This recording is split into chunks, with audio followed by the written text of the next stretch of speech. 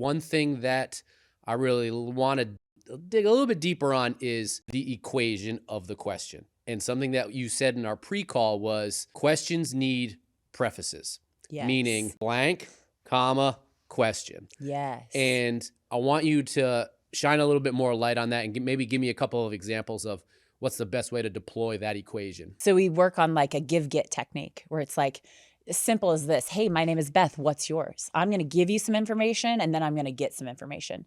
We're training them up to answer us. So we start off with the real simple questions, how'd you hear about us? Typically, we know if they're calling in during the radio show, they're listening to the radio show.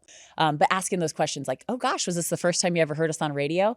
Oh no, I've been listening to you guys for years, or yes, absolutely. This was the very first time I caught your show. Well, what made you decide to call today? But anytime we want to get into more of the meat and potatoes and the harder questions, I mean, some people get offended by asking, are you married, right? So in order to ask that appropriately, it's, okay, so in terms of retirement planning, are you planning for just yourself or are you married? The reason I'm asking you is because I need to know, is it just a meeting with you or are you bringing in a spouse?